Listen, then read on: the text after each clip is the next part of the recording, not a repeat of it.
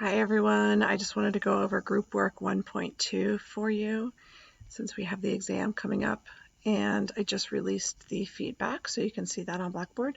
But I know sometimes for some students it's more helpful to hear me talking about it or to hear somebody talking about it. There were some really good questions, great discussion on perusal. I definitely recommend you go in there and see what your classmates wrote. So first I just wanted to acknowledge that in this, this group work gives you one experiment, right? One example study about texting on driving.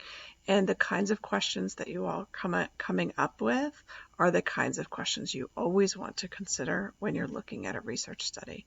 And applying internal and external validity and evaluating it, deciding on a research design, all those things are questions that do not have very clear answers. Well, what kind of research design is it does have a correct answer, but the internal external validity is actually just about evaluating. So you want to look at all the different factors and evaluate it. I know everybody wants just a right answer, but the truth is that most things do not have an exact right answer. And so this is where you learn how to think about these different sorts of things and apply them to new situations in the future. So, first of all, research design, yes, it was experimental.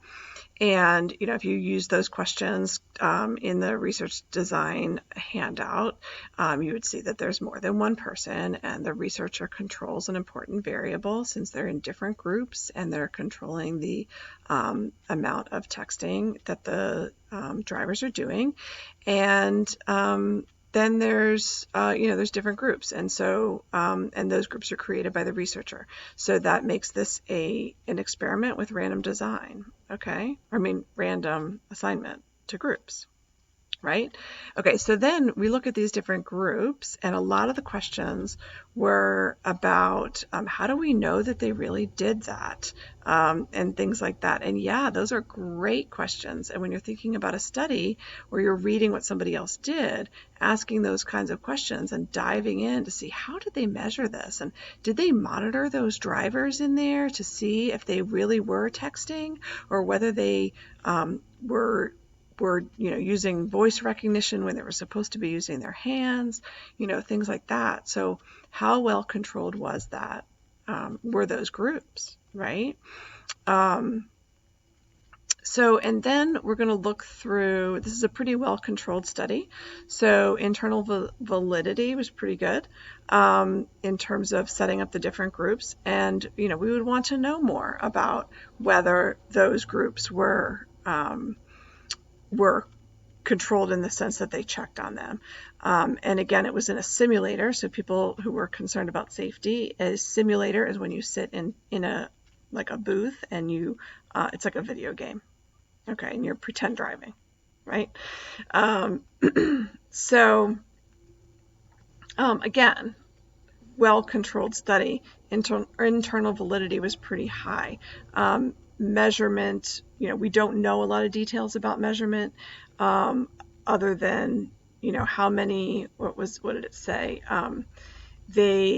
It lasts for 3 minutes with a series of obstacles, and then the researcher compares the performance. So what was the performance? How was performance measured? Did they knock over the obstacles? Is that the performance? So again, it sounds like a really well-controlled study, but we don't know a lot of these details. That's what you would get from reading a journal article and finding out more details about how these things were done, right? Okay. So then we can move into thinking about, since we have that high control, we are sacrificing a little bit of external validity, right? So it's in a simulator, it's not in a real car. We are telling them what kind of texting to do, and it's very specific, these groups, whereas, maybe in the real world, people are flipping around, and whether they're using hands-free, it's not, and maybe certain kinds of people would normally pick up their phone and text while they're driving, like people who think that they're really good at multitasking, which actually isn't a thing, but uh, you know, people who are so good at driving they think they can do it automatically. And so maybe in the real world, the groups would be different. People who texted and people who didn't text would be different from the beginning. People who are risk takers might self-select into the group that texts while driving, right? Rule followers might be in the non-control, the people who did not text. So again, we don't know how well this is going to translate to the real world. So the best situation is to do lots of different studies, some that have less internal control, and then others that have more internal control. And so in the end, you can look at lots of different studies to decide about texting and driving. And actually, the reality is, when you're looking at texting and driving studies, it's one of the things we talk about is there some alternative explanation, right? And I think I even saw some of you talking about this, that if we're looking at, there's more accidents or they knocked over more obstacles while they're driving when they were texting, did this have to do with the actual texting? Is this because they were texting, or is this because they were distracted, right?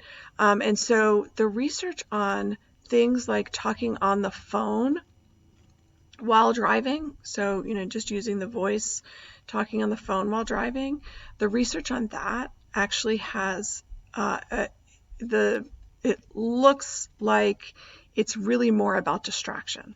Okay, so the more distracted you are when driving, the more likely you are to have an accident. Okay, texting is believed to be qualitatively different in that the attention level that it takes your brain to focus on being able to spell out the words and even to look at the phone, if that's what you're doing, that attention level, and then switching back to driving and trying to pay attention to what's on the road, and if somebody walks out in front of you, that is qualitatively different than just talking on the phone or being distracted. So it's not just about being distracted with texting.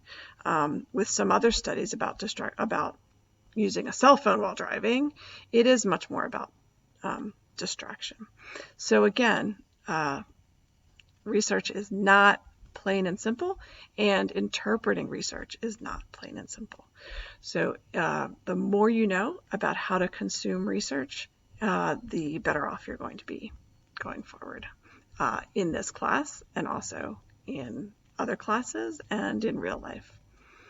I hope that was helpful.